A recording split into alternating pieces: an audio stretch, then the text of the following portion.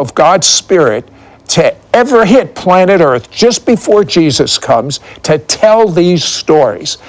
Tommy, why did they want you to tell these stories? Because they believed they were anointed and it was going to set forth the revival. When I tell these stories now, Sid, things start happening. People start getting healed. And people start getting ministries themselves, supernaturally, especially when I pray a prayer of impartation on them. Well, I'm going to have Tommy do that in a little while. But Tommy, tell me about William Seymour, who started the revival. Seymour is the son of a slave. He wasn't that awful educated, but listen, they said that when the anointing come on him, he started preaching, man, he'd say words so everybody could understand it, but they were so intelligent. Had an anointing on him all the time, and he was obedient. I don't know that if a pastor could get away with this today, but he had sat on a pew and put a box on his head. What kind of box? A wooden box. Why'd he do that? Well, he said God told him to. And sometimes he'd sit there for 10 minutes, and they said he was sat there before for over an hour. While all the people were there, he said, how would you like to have a wooden box over your head? And flames would start shooting down and go through the flames that were coming up.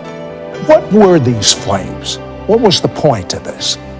Well, I know, I had a Jewish rabbi explain to me that there are flaming angels mingling through each other in the Bible.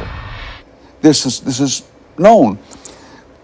He said those angels, the flames that were shooting down were angels bringing miracles to Azusa Street, and the ones going up were going back to get more miracles. And that's during that time of the flames is when the great miracles would happen. Now, they had wonderful, creative miracles. It's going to be hard for you to believe. Tell me about the man that had an artificial arm.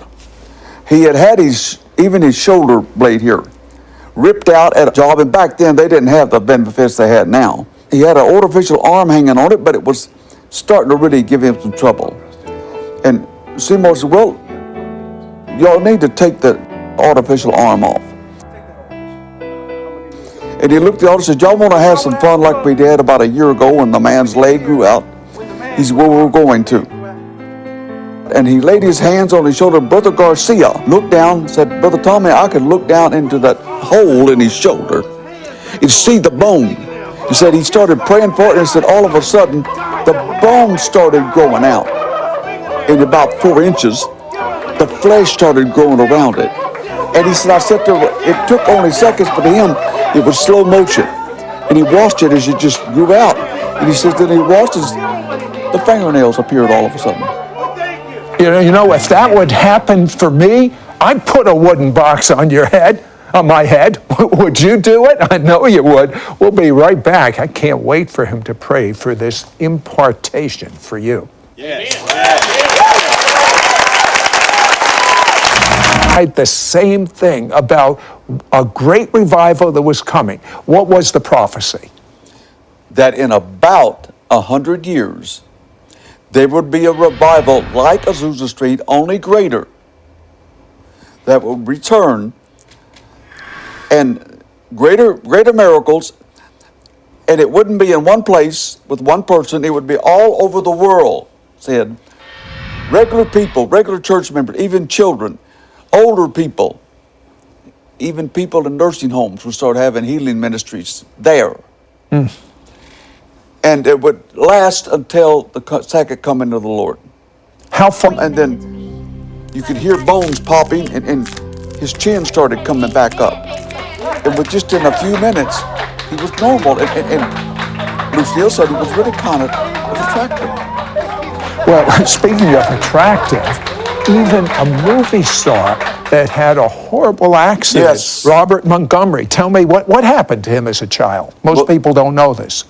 He had fallen, and his head had hit on concrete, and it had busted his head. They said you could see skull, and you could even see some brain matter coming out. Well, Mama didn't run him to the hospital. She ran down to Azusa Street, took him in there, and they started praying for the kid. And things started going back in, and it went together.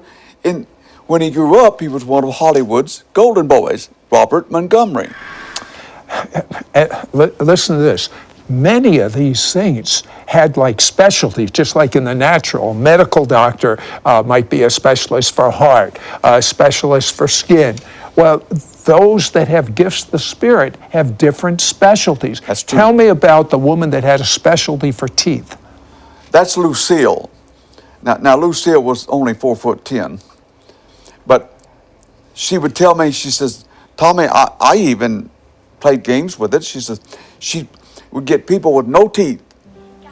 She wouldn't pray for all the teeth to come back in. She prayed for one at a time. She wanted to put her finger down on the tooth, push down, pray for God to grow it back, and have the tooth push her finger up. It should go around the mouth, bottom and top. It takes some time, but she had fun doing it. There were young people that would be just playing in the glory. Explain that. Well, that was Ralph Riggs and C.W. Ward. Now, not C.M. Ward, C.W. Okay. That when that glory would get so thick, Ralph told me sometimes you couldn't see more than 10 foot from you. He said him and Ralph would play hide and go seek until their mothers found out, caught them, and then put a stop to it. Tell me about Goldie, who had a specialty for growths. Goldie, that's the one that led me to the Lord at Venice and brought me to Pisgah. She even would take a little dustpan and put it in a tank and receive this amazing impartation from all of these people that had these miracle ministries. I'm going to ask them to pray for you when we come back.